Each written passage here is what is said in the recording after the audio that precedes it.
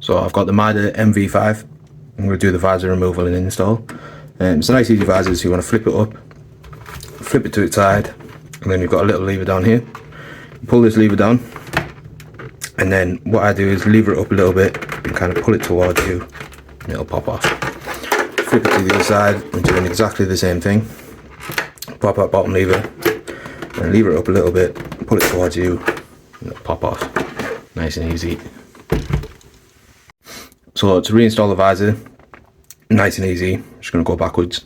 So on your visor you've got 3 pins. You'll line them pins up there with the mechanism. So you line this top pin up first, it goes into this little slot at the top. Push that in. Once that's in, the second pin there on the side will slot in place, and then the bottom pin is where you need to pull the lever and just get it into place. And there you go, that's the first side pin. I'm going to flip it to its other side, do the same again. So this top pin, get that lined up. Second pin will fall in place, pull the lever, there you go. Nice and easy.